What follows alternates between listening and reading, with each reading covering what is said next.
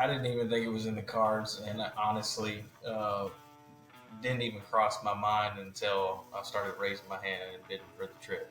Mine was a pre-planned all-girls trip. 4.5 miles, 4 shells. That's how long it took, and that's like this tracker. If we didn't have that guy, we would have never found this out.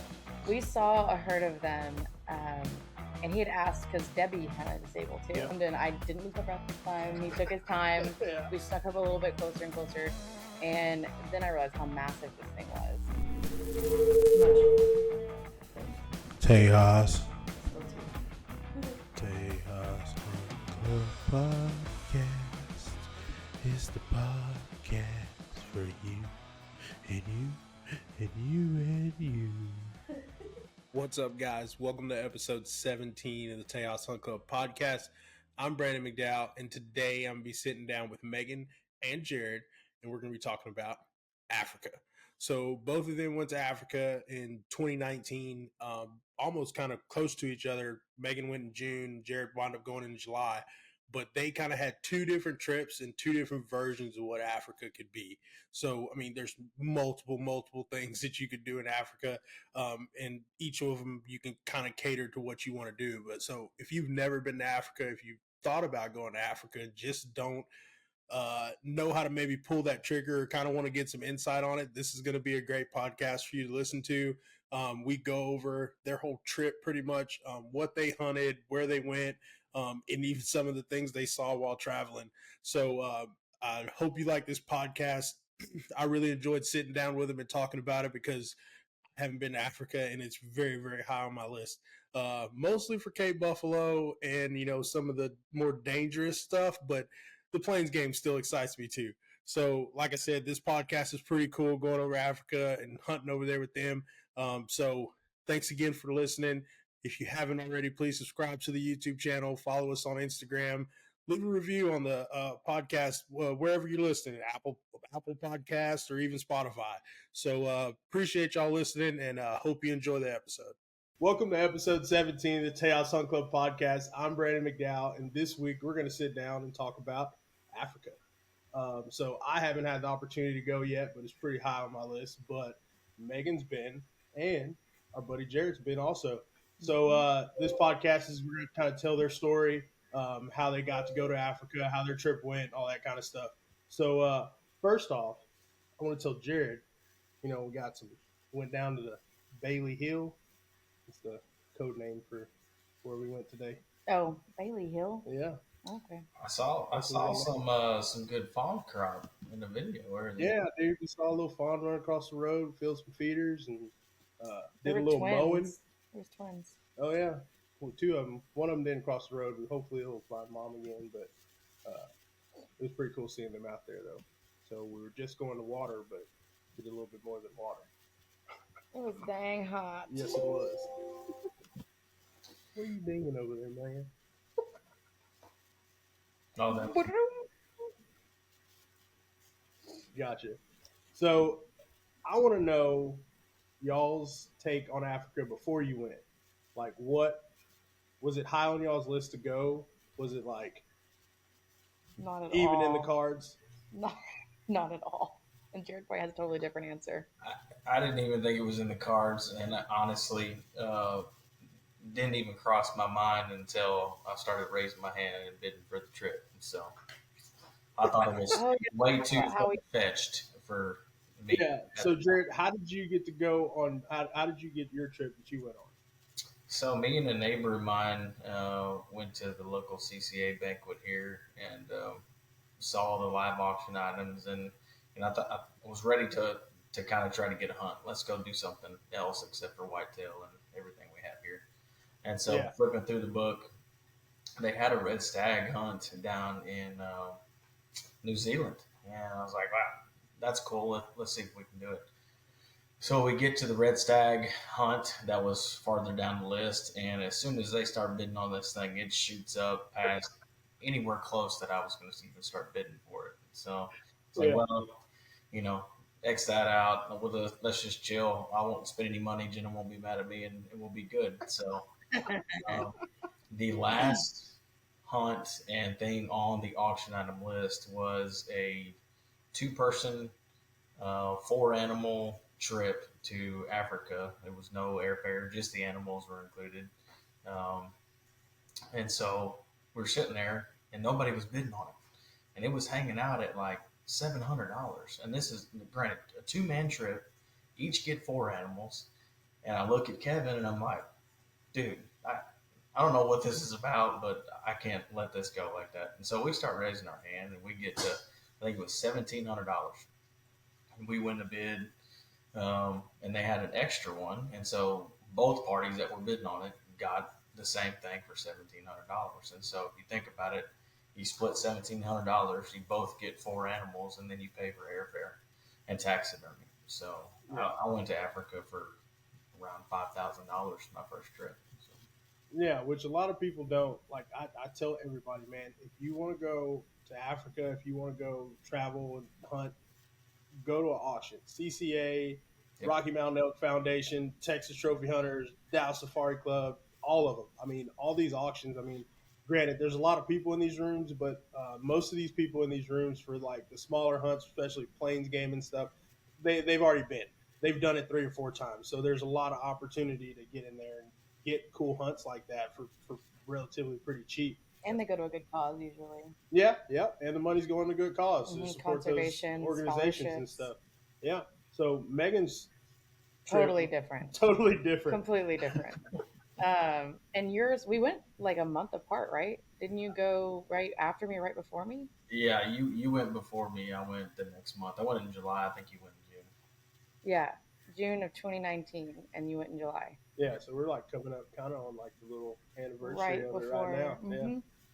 Yeah, mine was a pre-planned all-girls trip. That's why Brandon didn't get to go. Had to stay here and feed the dogs. Yeah. So my friend Monica, she had been multiple times. And so she had all the resources and all the best places to stay and the best PHs and everything else. And she made a very convincing argument. And it was nice because the way that they had the group put together, it was discounted heavily because there was such a big group that was coming. So same thing, like mine was a super affordable trip. And I think we went right before everything just turned upside down for the entire industry over there. But I mean, we went and I had 1 animal on my list, so we'll get into that in a minute. But I didn't have I had to shop. Like I didn't know I wanted this specific animal. I didn't know what country I wanted to hunt in. I didn't know which PH I was going to use, or I hadn't thought about it really. Yeah. Until I was part of the Ranching Wildlife committee in Houston, and met Monica, and we had mutual friends, and so she was like, "We're doing an all-girls trip," and she'd done it multiple times. Yeah. Same thing, all-girls trips. Which was great. But yeah, I mean, it was completely different. I had never thought about wanting to go. I honestly had killed a white-tailed deer and a black buck before that. So I wasn't super experienced over here. Not to brag or anything. It's just kind of how it happened for me. Yeah. So I know Megan has, traveled before, so that wasn't like a long plane flight for her. But Jared, was that the longest plane flight you've been on before? Yes, and it is still the longest plane flight I've been on. I've been to, Costa Rica, Mexico on vacation. It's still a 3 or 4 hour flight for that. In Vegas, the same thing. But a 13-hour flight from Houston to Atlanta to Johannesburg. Yeah, it was fine, and I was there, and I knew where I was going, and I was excited about it. But 13 hours trying to sleep, sitting up in a chair with all these people close to you, not really my ideal accommodations for sure. And our trip was even longer because we went to London first. Yeah, that's right. So I would probably would have bowed out even if the invitation was there. Plus, the biggest part, you walk on the plane and you're going to like the economy seats in the back. And you're like the sardines. Seats in the front, and people are lounging, laying down with champagne glasses and dinner trays, and you're like, well, that's not me. Yeah. When I go, I think I'm going to have to splurge on trying to get a first class seat. I mean, you rode economy to Las Vegas. These shoulders, man, don't really fit in plane seat. It don't even fit in the screen right now. So I'm gonna have to splurge on that a little bit. But I know, Megan, y'all used the rifles and stuff there. Yes. But Jared, you took yours with you, right? Yep. So kind of like, what was that process like taking your rifle to another country? It was interesting. It wasn't as bad as I thought it would be too. So I didn't have a big enough gun.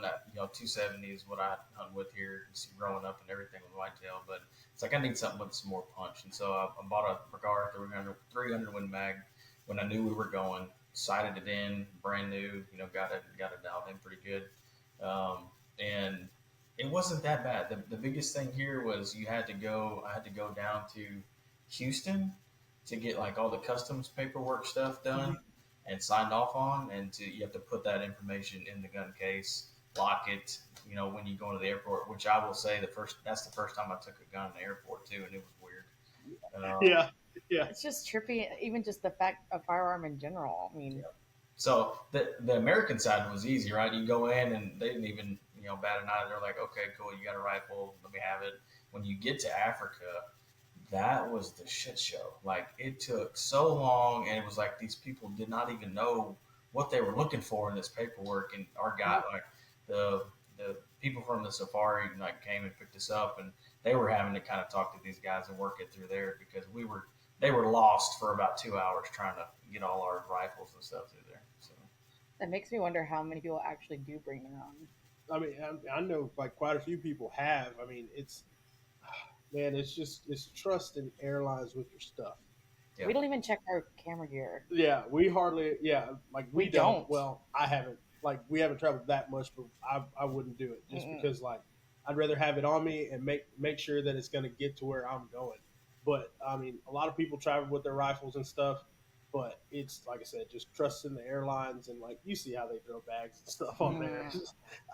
That's when you definitely can justify like spending the extra money on that $400 and $500 gun case or phone case, just to give your mind a little ease on it. But yeah, it's just crazy. But so like y'all traveled to London first, you said. So y'all were just decided to go that way? I think it was more affordable, and the ladies kind of all agreed that like some of them had never been to London. Yeah. And I like London. I've been once before. It was in 2010, but I mean, it was a beautiful city, and it was halfway decent food. It's English food, but it's okay. So we had fish and chips, and we were at the castle and did a tour and all that good stuff. We stayed there for a day. The power actually went out at the airport while we were trying to get back to the airport for our flight. So the entire. That's why I don't like flying. I like flying. I don't like airports. Like airports. We got a notification from what I remember coming back. We were in the cab coming back, and I think it was just like entire terminal power outage. Pending. Like, we'll let you know when things are back to normal. Blah blah blah. And it was just and we had gotten a little hotel room. You can like rent these little hourly rate hotel. That sounds horrible, but you can. That's the one you wanted to stay in, man. Well, you can, okay? And we wanted to go take showers and get refreshed and everything else. So stayed in London, finally left London, flew from there to Cape Town, and then from Cape Town to Port Elizabeth is the last airport that we stopped at. Got you. Did you run any trouble in Atlanta's airport? I've heard that airport's pretty big. No, not any trouble because I was literally sprinting to the next gate. There was a delay going from Houston to Atlanta, and they were like, y'all are going to have to run. And so me and Kevin got off and literally like either power walking or we had a light jog going on through this airport and literally made it to the door before they were about to close the thing and go. So I didn't get to see Atlanta very, that's about it. But no issues there. Yeah. So what were the four animals? For you, Jared? Like the four animals, were they already picked, or you have a choice that you could go through? No, so they already kind of picked them out. It was kind of like not management, but they were trying to manage their herd, and like they had certain species, abundance of certain species that they were donating to CCA and doing that kind of stuff. Yeah. So they had a warthog, a blue wildebeest, an impala, and a blessbuck. And then Kevin and I added on a kudu. And then I didn't really like the way a blessbuck looked, so I tried to change it out for something else. They said no at the time, but come to find out they didn't have a mature blessbuck where we were hunting, and so they let me change it out for a springbuck, the one right there. Yeah. Okay. So landing in Africa. This isn't for the first time being on, the dark continent or landing there. Like, could you tell that you're in a different place, like at first, or was it like kind of something similar? I guess walking through the airport. The Cape Town. minute you step off Yeah. the airport. Where was the last airport you flew into? We flew into Johannesburg and then drove Okay. 3 hours south to Limpopo. Okay, yeah. That was like we were either going to fly into Johannesburg or Cape Town, then Port Elizabeth. And so we did the latter. And yeah, I mean, as soon as you get to Cape Town, it's very obvious. It's beautiful. The coast is so pretty. Yeah, yeah, that's what I'm hearing. I mean, I've seen pictures and stuff, but it's. I guess it is. You have to be there, I guess, to feel it. But like, I'm sure it is pretty different than being here at home. I saw people. I didn't see the landscape. It was dark when I got there, and then we got in a car and drove 3 hours south. And so I didn't see it till the next morning when we woke up. Oh man, the first thing we saw were orange groves. It was so cool. Yeah, There was so much agriculture, and I could go off on a whole tangent about that. But yeah, there was a huge orange grove right next to the place we were staying, and we drove from Port Elizabeth Airport to Addo, ADDO, I believe was the name of the first town. But yeah, I mean, I don't know, it was beautiful when I first got there. Yeah. Right there on the coast. nice, nice. So I guess you said you didn't really see anything till the first day. So what did y'all do the first day? Did y'all hunt immediately, or did y'all ride around, check out the property? How'd that go? So the next morning we woke up. We were kind of staying in a commune, I guess. Like they had just a big old hunt camp that they had a lot of other clients there too. Not a lot, I mean, but 2 or 3 other groups that came in. And they had just a kitchen breakfast area where we eat meals. So you'd wake up and they'd have coffee and serve you meals and do all that kind of stuff. And then we went out and checked the rifles, sighted those in if we needed to. Everything was still on, so I guess they didn't bang it around too much. But Yeah. did that, and then we kind of hung around, and it wouldn't have been morning, but we did go out and start driving around and kind of scouting and looking for stuff at that point. Yeah. Y'all had, Meagan, you had like extra stuff added on to y'all's Ours was so trip. cool. So like, kind of explain how that went. So ours was like half of the women didn't hunt at all. Well, they had in the past, but they weren't planning on hunting on this trip. And so half of them were hunting. Do what? Boost? Well, exactly. I'll tell you that here in about 2 seconds. So the very first night, first of all, we were exhausted. The London path was crazy. Our first night we stayed at a very, very nice, I can't remember, it's like, I'll forget it, but it's in Addo, and it was this luxury, like they had sushi and like a private chef at this, it was ridiculous. So they treated us really well the first night, and we went through, I think it was like a dozen bottles of wine between the whole group. Why'd you get so quiet when you said that part? I think it was more than that. Yeah. But that was just wine. I mean, we had a wonderful first night. And then from there, we drove to the first like hunting area, and we did hunt that night. There was one person that went out that night. Yeah. And so that was, it was day 2. I mean, day 2 we went hunting, but the rest of us got to sight everything else in the next day. Gotcha. Before we all went out for our first hunt. Yeah. So, yeah. So what does the landscape look like? What is it like? What are you seeing when you're going, or when you first start going around? Like, what's the first things you're like noticing? It's like South Texas. That's exactly how I felt. Yeah. It's there's not a slope. Definitely where I was. I was in the Eastern Cape of Tarkastad area. It was the closest city, and it to me was like not East Texas, like West Texas, South Texas. The hills of West Texas, but the bushes of South Texas. South Texas, yeah. Yeah. Is that what you saw too, Jared? Yeah. So like I guess it might have been the same where you were too, Meagan, but I didn't know this until I got there. But like South Africa, in order to be like a hunting place, or just a safari outfitter, you have to have like high fence, and way bigger than what we see here, right? As far we got some big ranches in Texas, but it's huge. Yeah. You're not. You may see the high fence when you enter the thing in the morning, and then not again. But you see high fences, so I'm used to that already. But you're driving down these roads, and it looks just like the terrain here too in South Texas, West Texas. But you're driving, and you're like, wait a minute, is that a Weisach bush? And they're like, no, that's such and such. I'm like, well, yeah. I'm starting to think that's a Weisach. So. Yeah. There's lots of thorns, just like South Texas. Like, yeah, it's very similar. Yeah. So, like, what were some of the first animals y'all saw? It might not have been like animals like to hunt, but like, what were the first animals y'all saw? A mean ass ostrich. That was the first animal I saw. A mean ass ostrich. Yes, and they told us, they were like, "Do not get out of the vehicle." Like, this thing was pacing up and down the fence, and we had to go through this gate to get on the other piece of property. There was one that was hauling ass down from the mountain, and the other one was already there pacing the fence. And they were like, "Don't entertain them. Like, don't look them in the eye." You know, like, that's just a little dramatic. Don't look it in the eye. But it was just like, I never realized how big. I go to the zoo, but when I was a kid, I hadn't seen an ostrich that close, and I didn't know they were mean either. Yeah. They'll get after you. Yeah, and they're cousins to them emus, huh, Jared? Oh my gosh, yo, South Texas emus. Yeah. Well, we saw the first thing we saw were impala, but they were kind of all over the place. We saw blue wildebeest out there too. But funny story about the ostrich. There was one male ostrich where I was hunting too. We saw it multiple days until I decided I wanted to hunt it the last day, and then he didn't show up. But my guy, I was like, "What do y'all do if those things come after you?" And he's like, "Well, here's what you do." And to this day, I don't know if it's bullshit or if it's the truth. But this is hilarious.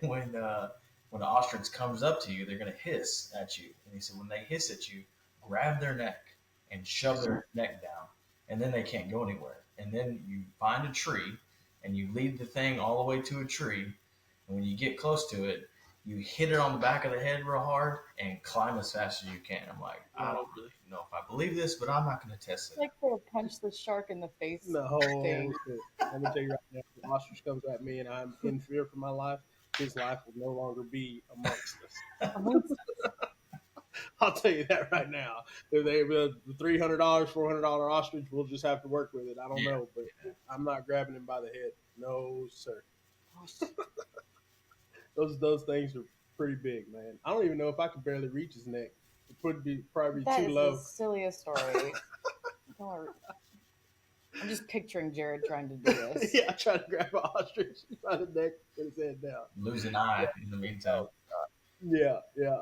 So, Jared, what was the first animal that you were going after on this hunt? And I mean, like, I know, like, you're going around and you're just kind of seeing animals, and then you kind of go after them. What were you trying to? I guess out of all those animals, what was the one that you did not want to leave Africa without? Kudu, absolutely. I wanted the gray ghost, beautiful animal, had to have it. But the first one, so the place we went to, we were kind of driving around. We saw a group of giraffe, and if you've never seen giraffe in person, like, to see them up close and see them run and all that kind of stuff, it's crazy. But we drove past giraffe, and then kind of went and got on the ground and started we knew they'd be going to water because we got their late morning ride. They'd be headed to water midday, and so we started going towards water to look for whatever. And I had 5 actually on the list, so we're walking towards this big kind of pond lake that they had in that place, and no joke, like a few hundred yards in, we're just going. It's the tracker, the PH, and then myself. And all of a sudden we look up, and Pumbaa's just sitting there looking at us. And the guy's like, "Come here." He throws the sticks down. I get on him. He's like, "Shoot whenever you're ready." He's about to go. Bam!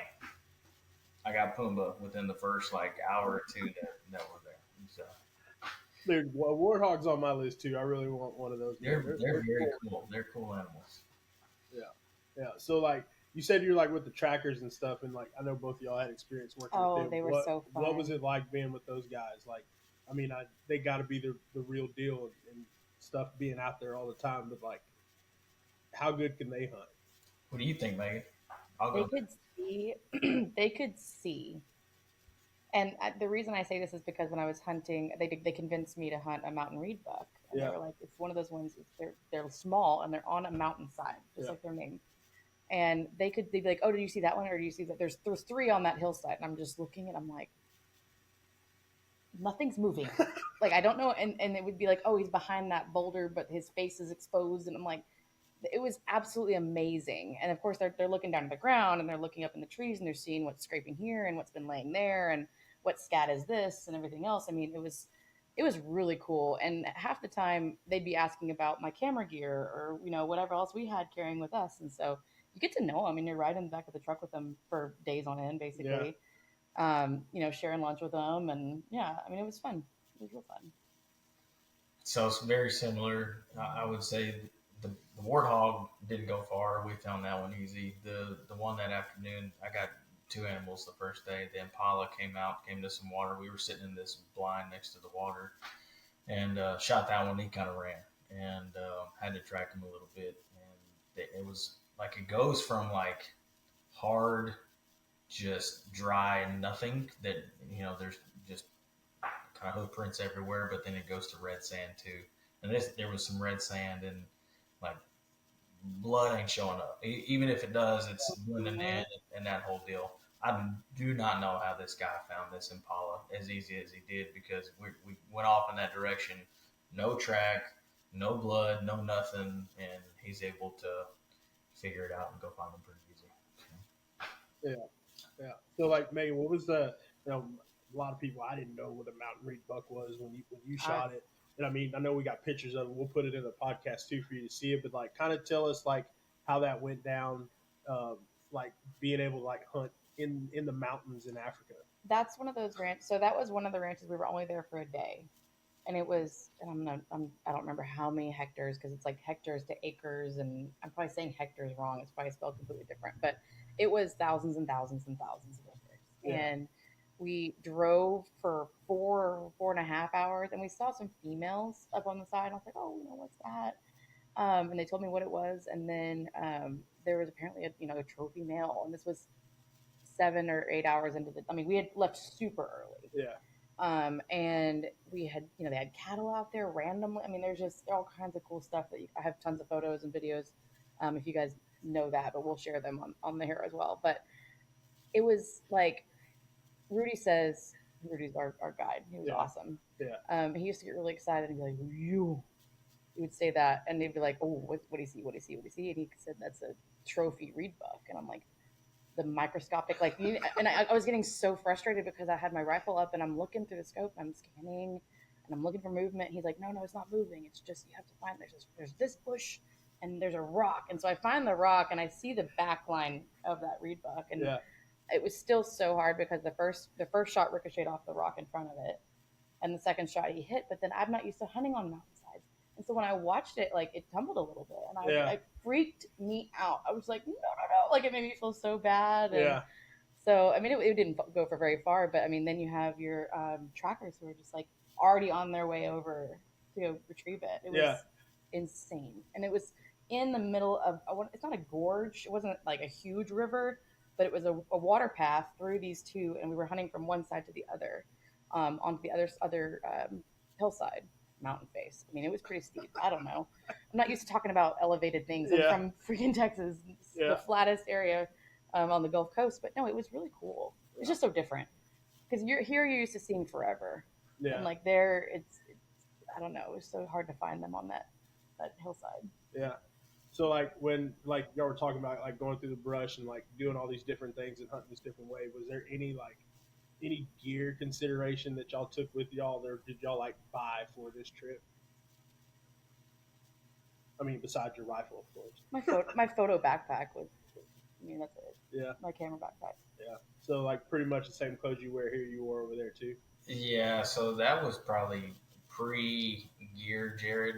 Before I decided to go to the mountains or anything over here, and so I literally took like Game Guard camo and blue jeans, whatever, right? And so as far as clothing, no, I knew it would be kind of similar to our winter, here, and so I packed the appropriate jackets and stuff. But the one thing I took that turned out great, but could have been a disaster, was I bought the first pair of Justin snake boots that I still wear them now, but they were brand spanking new, and I took them over there. Didn't even think twice about it, and I walked 30 miles that week in those snake boots. When I brought them back, they were good to go. But you wore those in. Looking back, it was probably a terrible decision because it could have gone very wrong for me. Yeah, your feet could have been messed up for sure. But hey, now you know. I mean, like, there's not much else that like you can do to your feet now besides walking 30 miles in Justin snake boots. We didn't walk nearly as much as I know for a fact. We didn't walk nearly as much as you did, Jared, because we were riding around most of the time. Yeah, we rode around most of the time. in the Toyota Cruiser, I think is what it is. It's like Land Cruiser? Yeah, Land Cruiser. Yeah. The was decked out like all we would be on the hillside, the mountainside, sideways, and we're just like trusting him that we're not going to fall off the face of this side of this thing. And it was amazing to see how equipped those Land Cruisers were, and I mean the snorkel and everything. So just in case you had to go over water. And I hadn't brought a jacket. Jared mentioned packing a jacket, and I brought jackets, like travel sweatshirts and things like that. But I did not bring a outdoor semi-windproof warm jacket. And I don't remember if it's, and I knew it would be chilly, but I did not understand. It's winter. Yeah. Like there could be a cold front, and there was, and it was very cold. And riding in the top of that Land Cruiser all the time. I mean, I had a buff at one point, gloves. Like they had to let me borrow a couple different things because I was not prepared for that. Meagan does not like being cold. Well, extra jackets. I didn't know I'd be riding the back of a exposed vehicle for the entire time. That's my bad. That's funny. It won't happen again. Right? You'll be well equipped next time. Yeah, and RPH actually had jackets for us. Yeah, so. Yeah. That jacket is pretty nice. I like it. Yeah. It's a down jacket. Yeah, that'll work. Mm-hmm. So Jared, you got two. Go ahead. We had the only truck I actually saw. We weren't on that kind of trip, Meagan. Well, all we had was the Ford Ranger that was decked out. So Ford Ranger. It was nice, brand new diesel Ford Ranger, and it had all the stuff like the seating in the back. But yeah, that's where we were at. And I had a lighter jacket. Think about like when you go deer hunting here in Texas and you put on a lighter jacket and you get out there and you're like, man, I wish I had just a little bit bigger jacket. That's how it was. It wasn't too bad, but by mid-morning, you were down to short sleeves and half-ass sweating. It was, cold. Same thing is here. Yep. Mm-hmm. Same thing is here. Mm-hmm.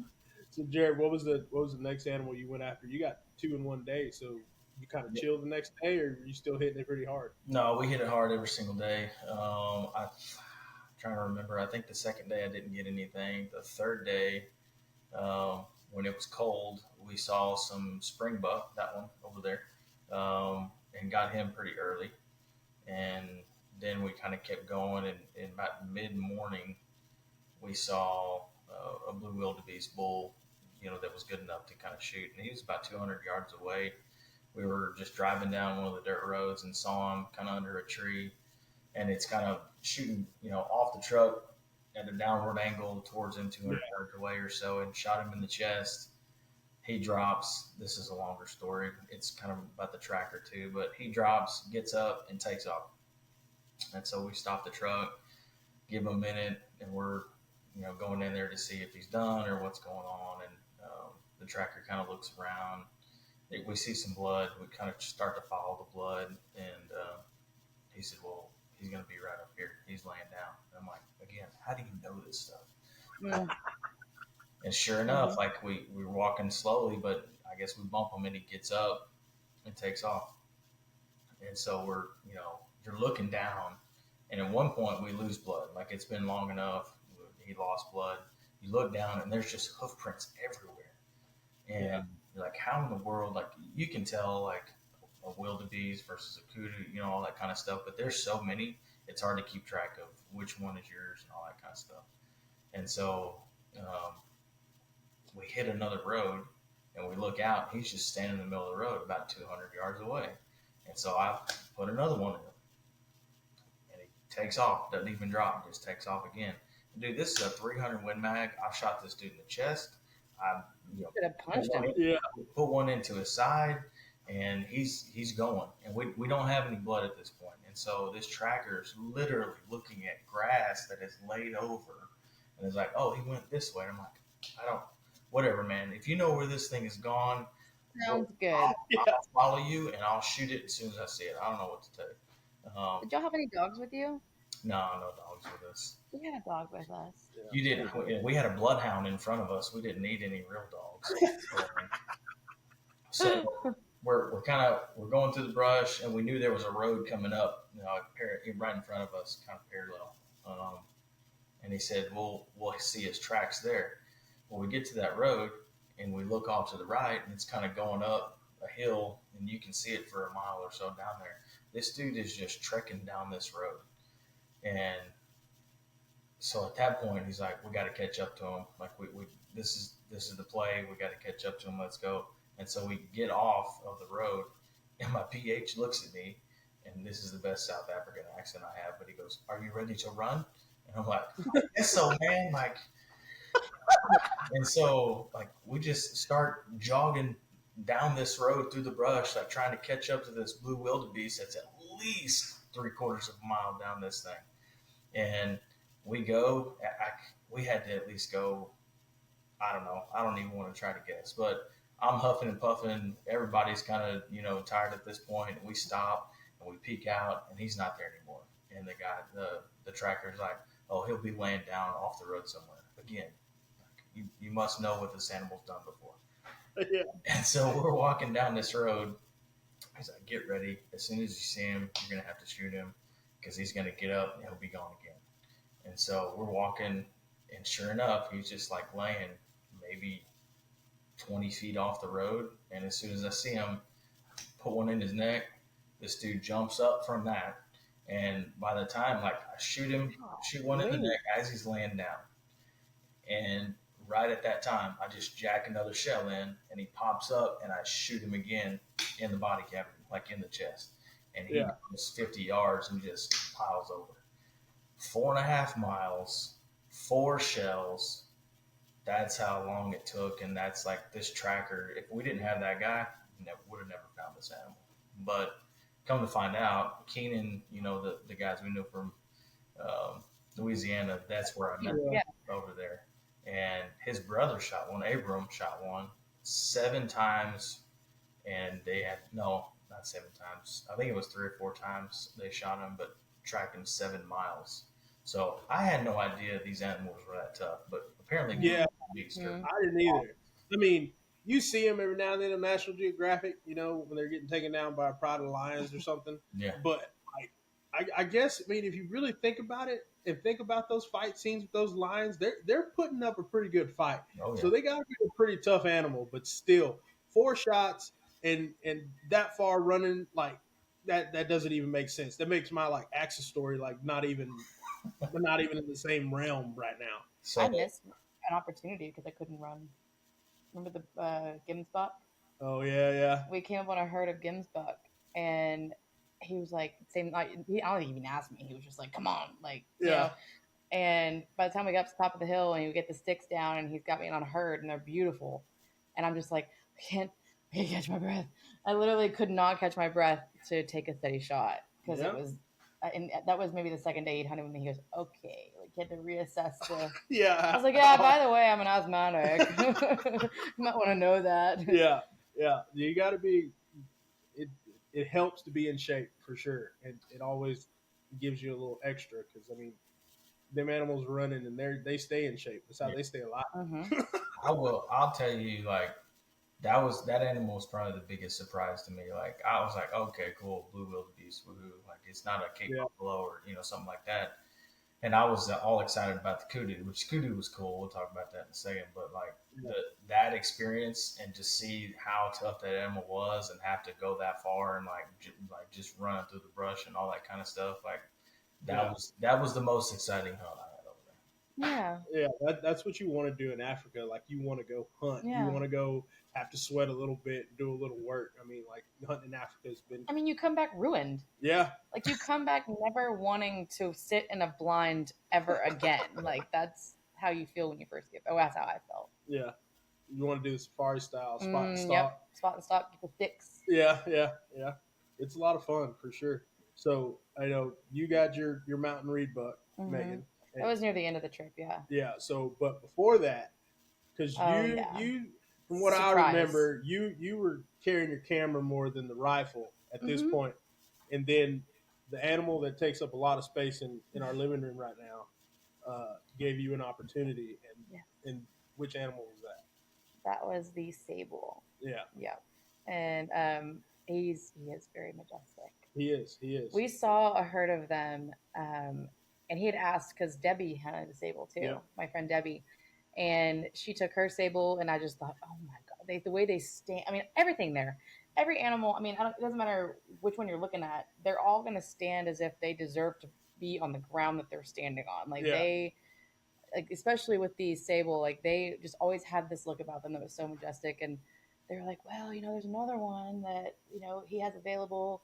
We just have to go to this different piece of property. And so I'm thinking about it, and we looked for him. And then I think we had a window about, I don't want to make it like dramatic, but it was a pretty small window.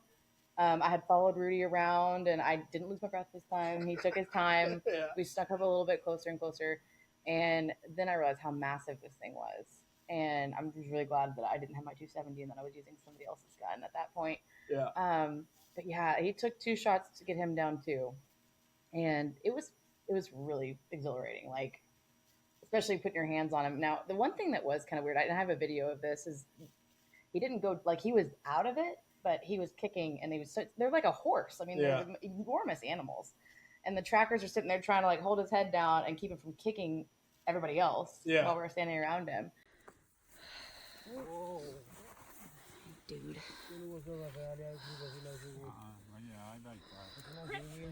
And so I didn't like. I mean, that's hard for me because it's hard. And my PH is like, you did 2 good shots. Like, he's fine. It's just the nerves. And so that was different. It was the biggest animal I've ever killed by far. So kind of like a rattlesnake deal. Like you kill a rattlesnake and it's still moving. I mean, it happens with different animals too, man. I've had like deer that we were dragging out of the back of the like ranger or something, and it still like throws you a little leg or something like that. So that happens quite a bit. Yeah. But yes, it was very cool, and I still think it took me a few weeks to even be like, oh my gosh, you have a sable, like and like I said, I didn't have a plan, and so once I realized that not many people have, killed these animals, or like I was very curious. I'm like, okay, well, where does that meat go and everything else? And so we met the ranch manager, we met the owner, and everything else, and we were processing on site. Like I said, large animals. So I was curious. I'm like, well, I can't take all the meat back with me. Yeah. So my biggest thing was, it was different for me because I was used to cleaning, skinning, putting everything in a cooler, taking it home, processing it. And this was different. So I had a lot of questions. Yeah. I asked the PH a lot of questions about where is it going and everything else. And it benefits the community and the local economy. Yep. And the landowner actually makes the decisions based on where he would like to benefit the most. So it was out of my hands completely, which was really different. Yeah. For sure. Yeah. I mean, it's cool that your PH even took the time to explain it to you. No, he's great. Yeah. Rudy's pretty Rudolph cool, Stefan is great. Yeah. He's really trying to get me to come kill a Cape buffalo, but way my bank account works. Oh yeah. He goes, where's y'all's honeymoon going to be? Yeah. We got to work on that. I'll go with you. I need to say it too. Yeah, there you go. We can get Rudy to cut us a deal. We do a 2-for-1 special, maybe something. Yeah, we'll get it worked out. So your kudu, Jared, which is hanging in your house, which is a pretty huge kudu. Beautiful. Huge kudu. Well, back up. Hold on one second. Your sable was pretty big too. I know, Jared. Did you enter your stuff in SCI or anything like that? Yeah, but you entered your sable, and he's in the record book, but he didn't run the awards or anything. Yeah. Well, that's pretty cool too. So your kudu, tell me that story. So the first day, 2 animals down. Skip a day. Third day, 2 animals down. I think we rode around, didn't see one day, and then the next day. I mean, we would see some, but literally when they talk about gray ghost, the thing is a ghost because, like, you'll see it, and as soon as it sees you, it's gone. Like, it is not standing around. And but the ones we did see were able to kind of glass and look at. They weren't mature enough. So what we were looking for was they looked for 3 curls, and then to have ivory tips on it, and that's considered a mature bull. And so we saw, a few of them here and there, and we would kind of ride around, see them at the back of the truck, and then we would get out and they would have sections, and we would just start walking and clear that section and just kind of go, in and out of there. If we saw one go into the brush, we would kind of get out and make a plan and kind of put a stalk on them. But it was, I will tell you this, awesome kudu. I'm glad it's on the wall. It was less romantic of a hunt than what the blue wildebeest turned out to be. So, we saw these immature ones hunting in that day that I got it, it was lunchtime, and we just pulled over to this, camp house that they had on the place, and we just, they would pack lunches and send them with you. So we're just hanging out, eating lunch, and one of the other guides that was hunting on the same place, he said, "Hey, y'all are looking for a kudu. I see a good one over here. Y'all need to come over here." And so we just throw the food in the truck and get in, and we take off, and we finally get over to the other PH, and he's like, "Hey, I saw him over here. He went into the brush. Don't know where he's at now, but go get him." Yeah. We drive around there, and it's kind of obviously midday around lunch, and this dude's just hanging out right underneath the tree, and it was probably a 150-yard shot. It wasn't far at all, but good shot. He went 50 yards and just piled up, and that was it. And so I remember when we went over to it, it's an awesome animal to put your hands on and do everything and look at. But we're taking pictures, and the PH is like, "Aren't you excited? This is awesome." I was like, "Yeah, I'm totally excited." I didn't have that expression on my face, and I didn't know it at the time, but it was probably like, "Man, that was a lot less, exciting and romantic than what happened a couple days ago." But yes, yeah, awesome. The one you were like counting on to be like the climactic hunt wasn't the one. The one that you were really worried about is the one that made you the most excited. That was the easiest one out of the whole thing. So. Yeah.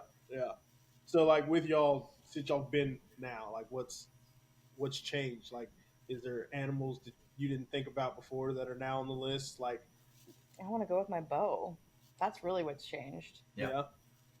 That's what I want to do now. Yeah. That'd be fun. I wouldn't shit. I'm with Meagan. If I went back, I wouldn't even take a rifle. I would take my bow. It wouldn't be animals that I got already. It would be something different. But Cape buffalo, like you, I mean, that's high on the list. Oh my God, you guys and these Cape buffalo. Dude, I would have picked Cape buffalo with a bow. Black Death, baby. My top 2 hunts I want to go on, man. Y'all can go on that one together. Yeah, I mean, yeah, no, we can do. I'll keep the long lens in the truck.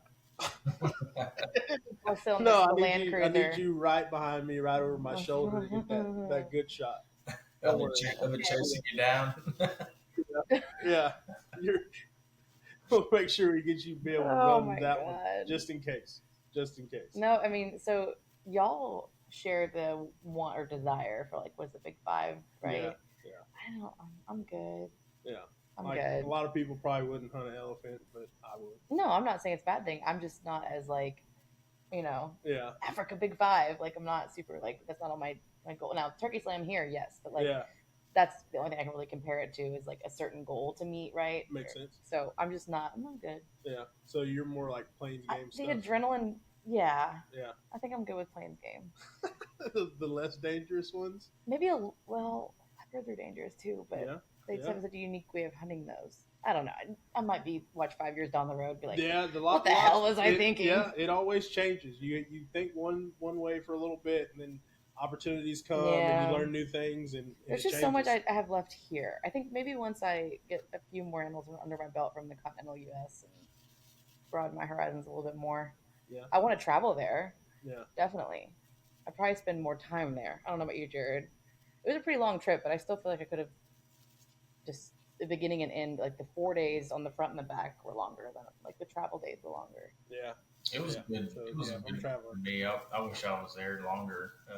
But like the elephant stuff and all that, like I don't know. It would have to be the right circumstance, right? Like it's heavily scrutinized, right? And so for me, it would have to be in one of those communities to where they have these tags and it's a mature or aging bull or something like that. Exactly. You're trying to get out of the herd, and once you do, like all the locals come up and they start butchering the thing up and take it home. Like that's exactly. Like I mean, it's more than just a trophy. Yeah, definitely for sure. Because I mean, like you said, in Africa, you don't get to bring any meat back, but it does benefit the community that it's in, and all the dollars that you spent in there. That's what I'm saying. Everything's positive for them, and I'd love to dig deeper into that. I think that's something else I'd love to do is learn more about that and like what my trip does and what that how that supports the local area. Yeah. I mean, I actually looked up some stuff, so I got some facts, but we could definitely dive a little deeper into that. But I did look up the fact that so in South Africa, 90%, which is South Africa is like the crown the biggest jewel country for hunting. hunting. not crown jewel. I mean, You don't think so? Depending on the animal you're going after. Okay, yeah, depending on the animal you're going after. Exactly, and you have notes on that too. Yeah. So depending on the animal you're going after, but like, South Africa has 90% of all the hunting that goes on in Africa happens there.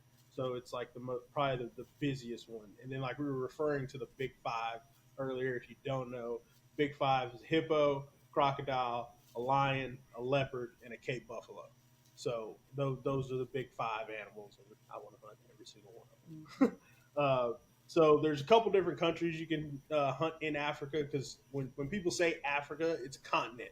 There's multiple countries within that continent, which South Africa being one. There's Mozambique, Zimbabwe, Tanzania, Namibia, which is like coming up to be like one of the newer places, I guess, people are hunting for different animals and stuff. They have like a lot of gemsbuck and springbuck species there. So there's about 1.4 million square kilometers of land that is conserved for hunting in Africa, which is quite a bit. I mean, and that's across the whole continent, not just like South Africa. They're actually hunting supports 86,000 jobs in Africa. Yeah. So that's a huge industry for them.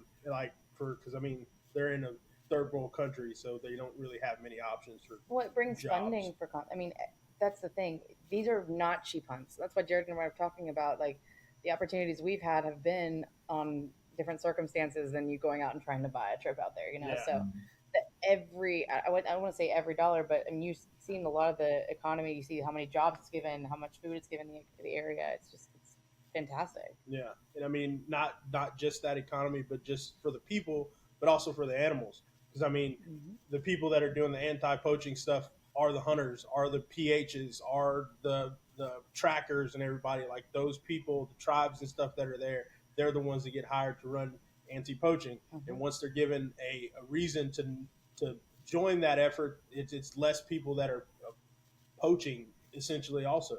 So I mean, there's a lot of great benefits to people traveling to hunt in Africa and stuff. So I mean, there's.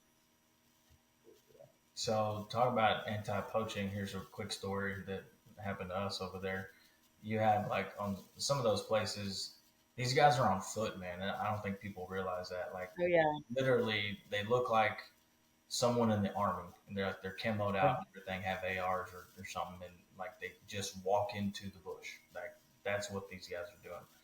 And you know, we would take them food. Like I didn't, but like they would take them food and drop it off and do all that kind of stuff. But we were on this place, and we were walking one day, and then we came up on, you know, a group of, you know, anti-poaching agents or whatever they're called.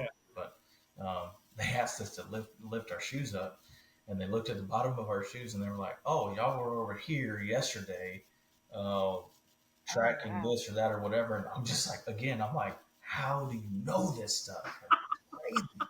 There's nowhere to hide. So he knew, like, by looking at the print that y'all left in y'all shoes, where y'all were, just by looking at it. A day ago, like not this afternoon. Yeah.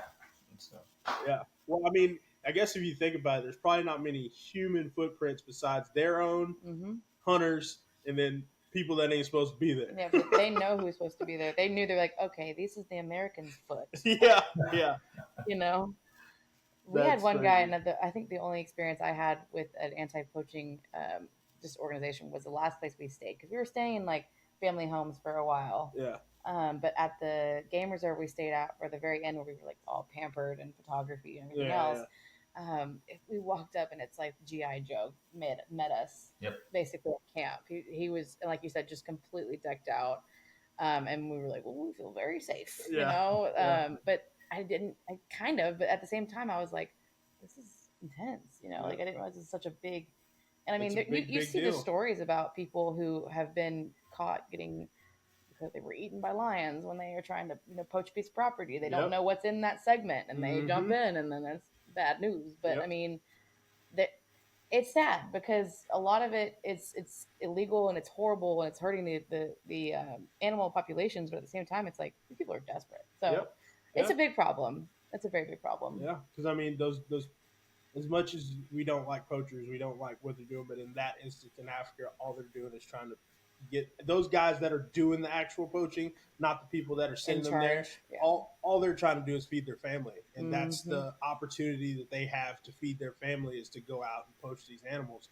And like you said, like when people can bring in like those 86,000 jobs and stuff working for the ranches rather than working poaching, it really helps with that. You would that think, poaching yeah. effort. You would think. But And Yeah. I'm not going to pretend like I know everything. This is all from my perspective and from my Yeah. trip. You know, Yeah. like there's, like I said, if I go back, I'd love to learn more. yeah, exactly, and that's what we like doing. And I wanted to say too, like I saw that the amount of money that's generated every year is close to $500 million.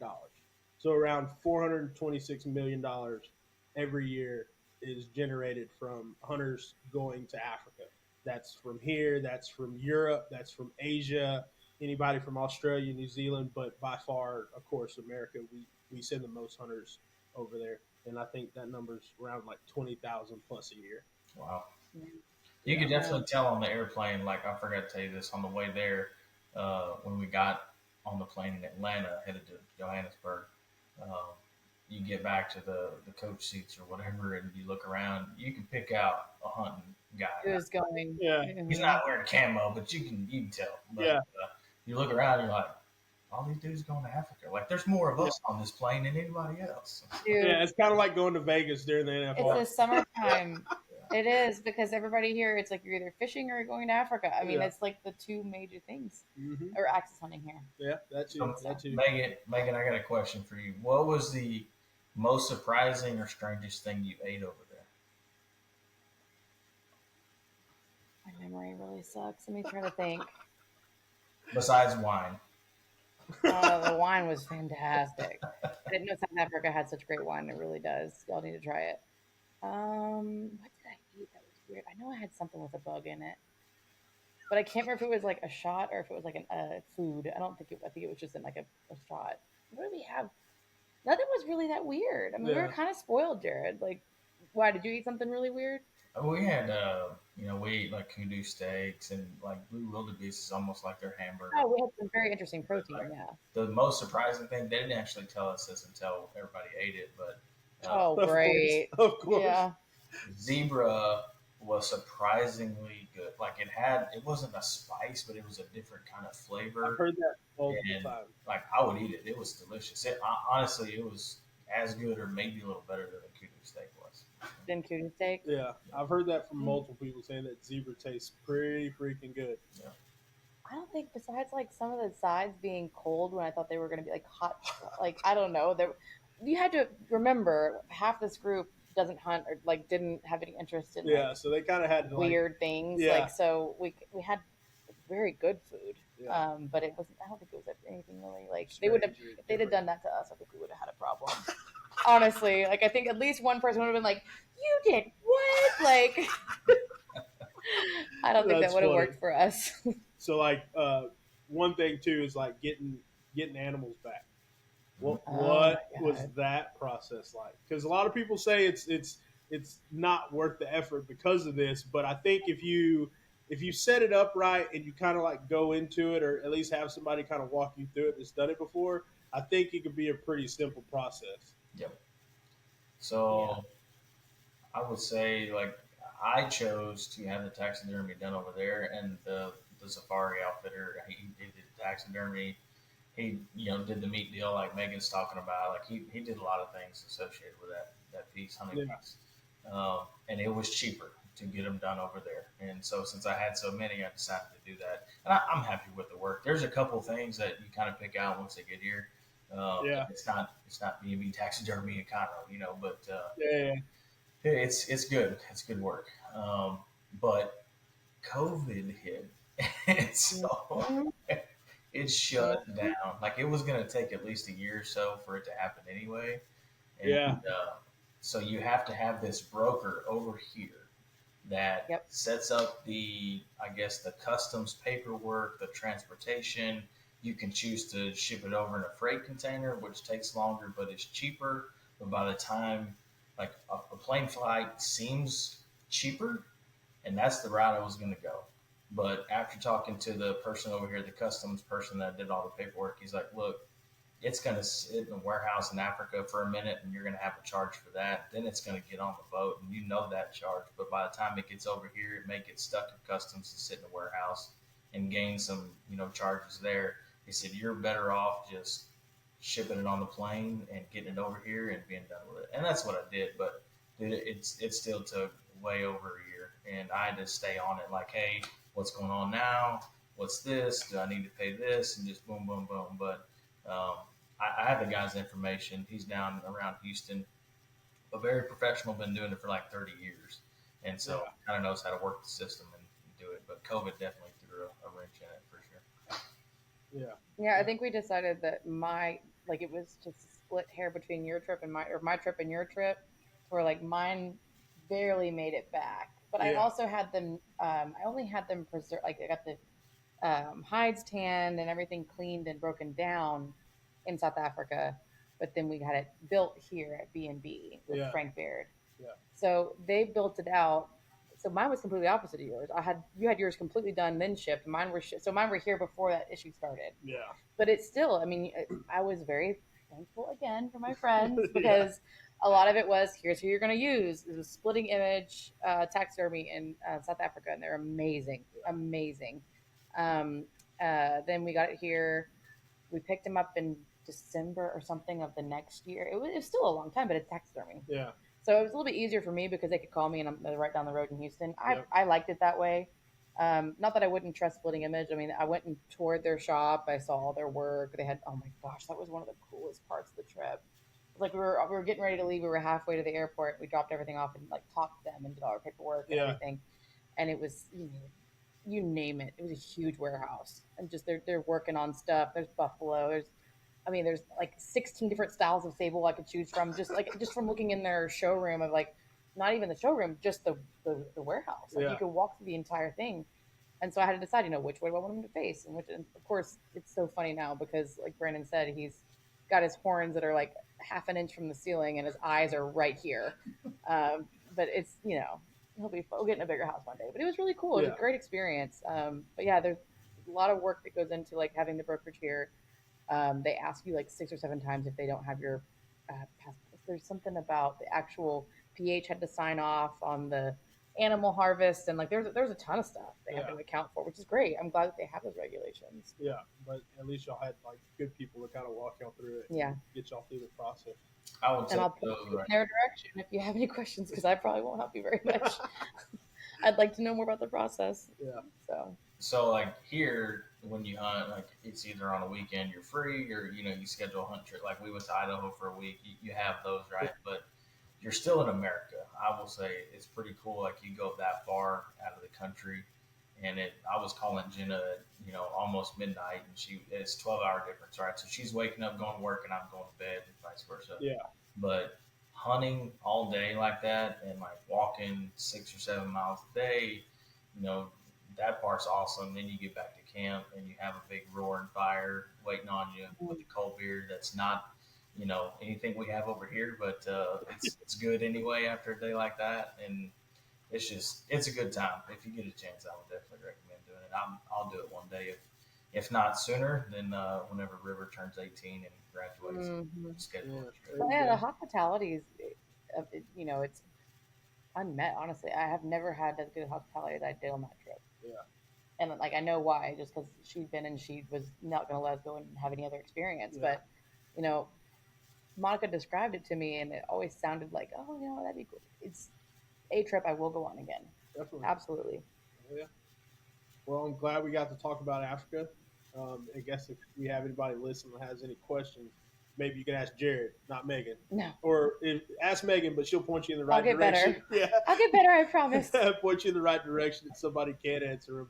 But yeah, man. So good podcast. Great conversation as always, guys. We appreciate y'all listening. Follow us on Instagram. Hit subscribe on that YouTube channel. Spotify too. Leave us a review if you like the podcast. Share it with a friend. A lot of people like hunting and fishing, so let them hear the podcast too. Don't be greedy with it. Share it with everybody. All right, guys. See y'all next week. Bye, y'all.